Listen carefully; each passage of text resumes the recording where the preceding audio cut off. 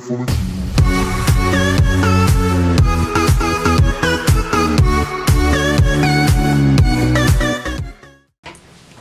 Hey, what's up y'all? It's Heather and welcome to my channel, or welcome back if you're one of my very few subscribers. It's good to see you. I know I've been gone for a while, my hair is different. Yes, I went back to its natural color. Yes, I'm going to be putting highlights in it in a week, so it's going to change again. So don't get used to this, is what I'm trying to say. But I just want to let you know of some of the cool things I have coming up up for this channel before I dive in. I've gotten everything set up to start doing gaming videos. How exciting! I'm so excited about this. I've been playing a lot of Minecraft recently, so I might be doing a Minecraft series. And I think I'm going to start doing vlogs about my writing and like some travel vlogs. I live in Orlando, so I have the opportunity to go do a lot of cool things.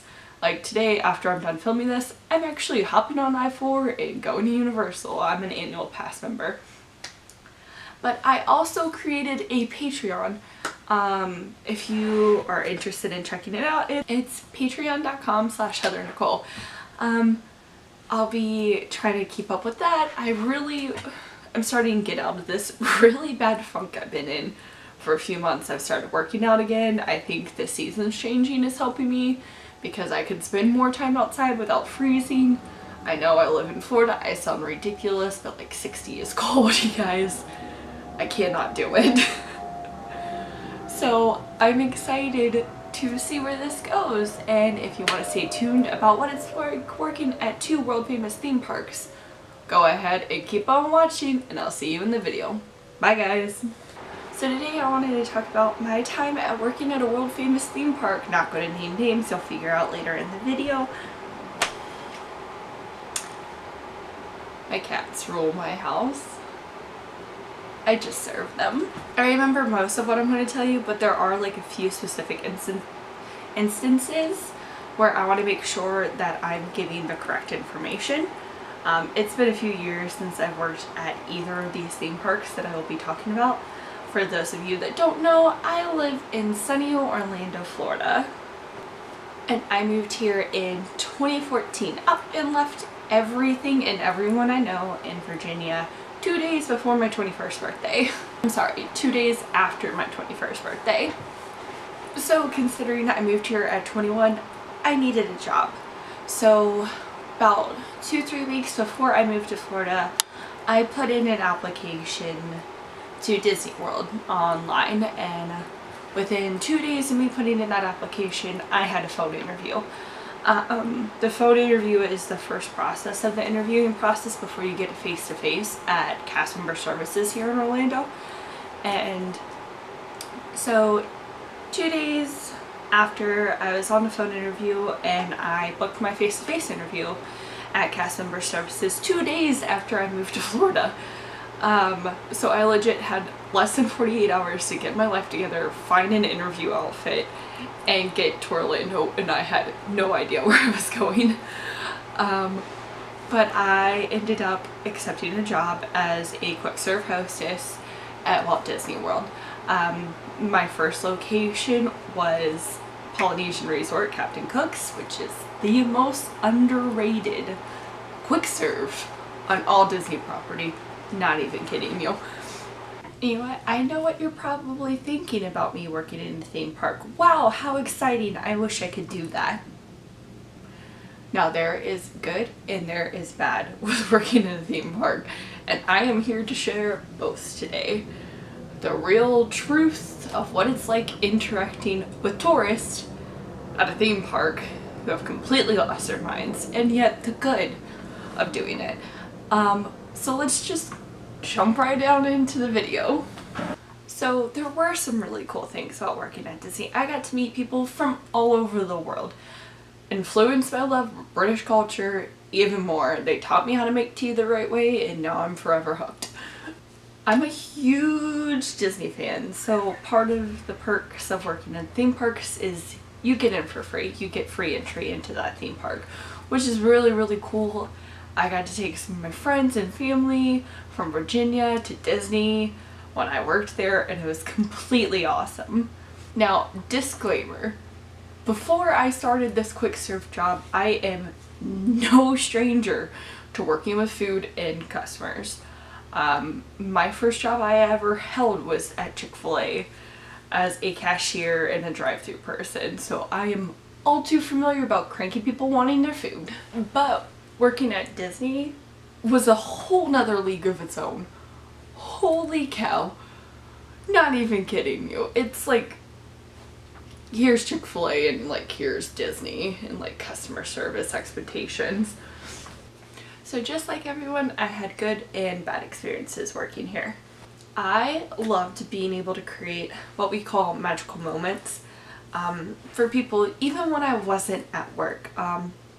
You know, sitting down at Magic Kingdom waiting to watch the fireworks, me and the family next to me are talking, you know, I'm listening to their story, they're on their honeymoon, it's their 10th anniversary, blah blah blah blah blah, they have their kids with them, you know, their kid has this, that, or the other.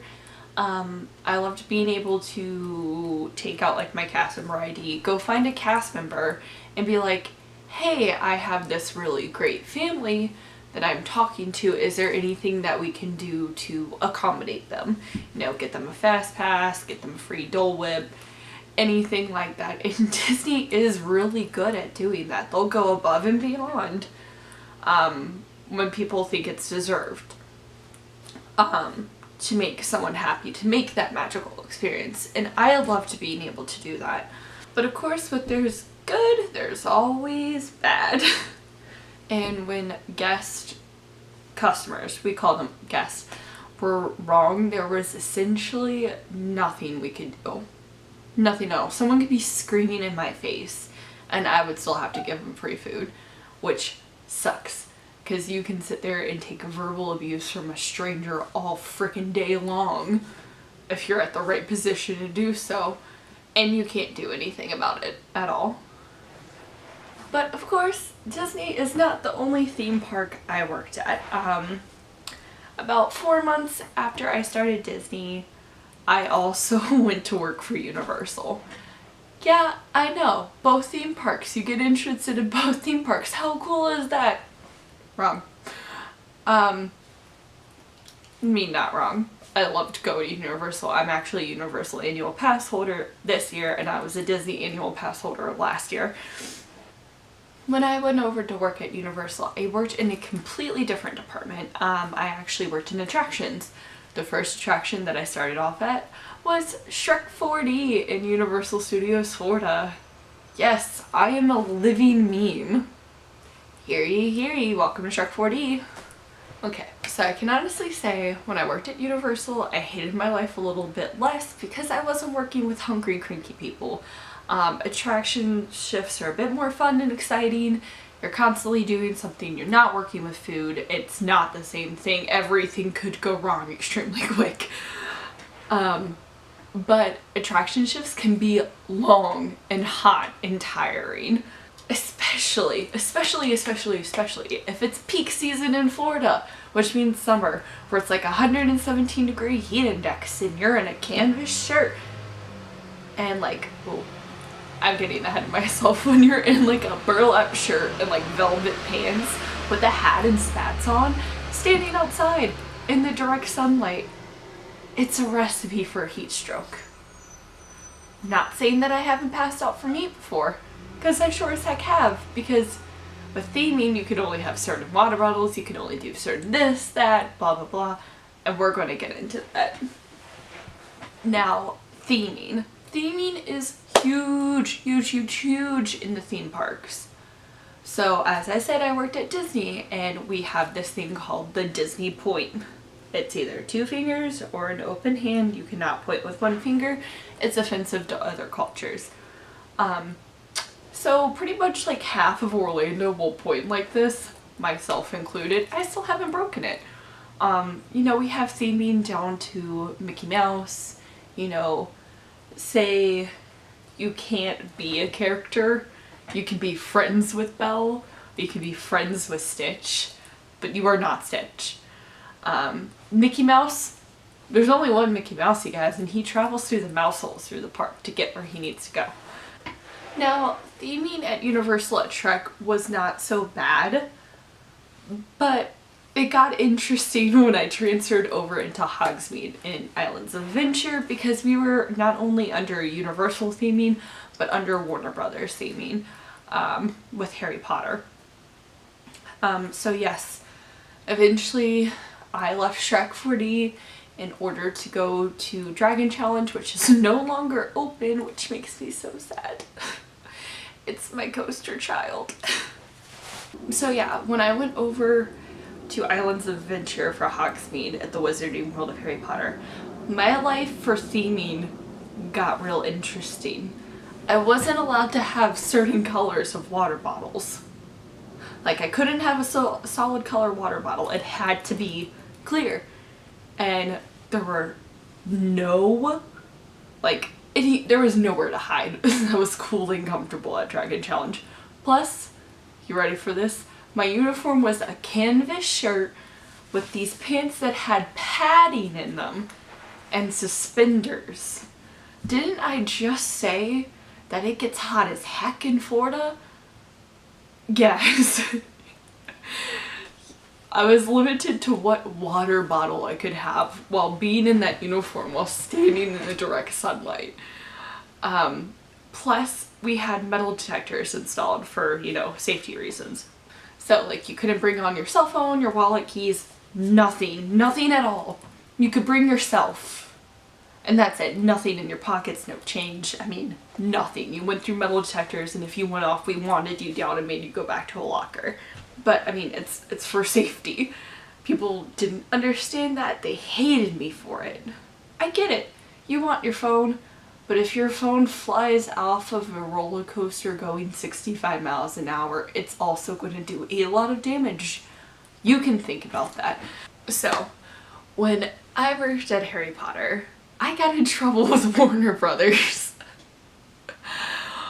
for calling cell phones and stuff Muggle artifacts because I was assuming that the guests were Muggles. That happened. And then when I was working in Harry Potter too, I couldn't walk through the other areas of the park in Harry Potter uniforms, so we had this long way around backstage that I had to walk every day. It was like a 15-minute walk to my break room to clock in. But overall, I loved working at Harry Potter. It was really, really cool to see all the fans that were so into it, just like me. I would like point out, you know, their house things, also Ravenclaw.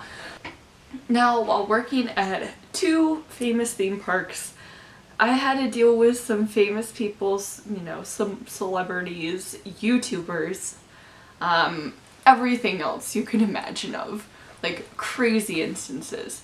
So during Halloween time, we do a thing called Halloween Horror Nights at Universal Studios Florida, so I had left my current attraction while Halloween Horror Nights was going on to work at a house. I worked at the Insidious house at Halloween Horror Nights 25 in 2015. I loved working the Insidious house. It was so cool. It was so scary though. I remember the first time I walked through it, I almost died. But, you know, we had to shut down our line a few times. Not naming names, but we had to shut down our entire queue for a particular pop star who wanted no one to see her going in there. Yep, that happened. It was a 120-minute wait. It was a 2-hour wait. And we had to close the entire queue, give everyone quick pass things, and then turn them around. Yeah. But it was also really cool. I got to meet the Orlando Magic team when they came through the Insidious house. I just want you to imagine giant basketball players going through a haunted house screaming at the top of their lungs, running through, because that's what I saw. And then there was one particular time where we had to load on Ariana Grande onto Dragon Challenge, and her stiletto got stuck in the drop-down platform. We had to shut down the ride for that. But those are just some of like the funny kind of crazy ones. I remember my first day of training at Universal was the day that One Direction had a concert for Good Morning America at City Walk. And Zayn didn't show up. Like, this is pre-Zayn leaving. And so I remember, like, I was standing there training in the Wrecker Room of Shrek, and you know, there's just One Direction chilling in our back area, and I'm just like, I have to remain calm. And then one day I loaded in Pierce the Veil. I'm actual emo trash, you guys. And I remember like screaming, crying because like afterwards, because I just wanted to sing Bulletproof Love at the top of my lungs while I was stapling Vic Fuentes and checking his harness before sending him off on Dragon Challenge.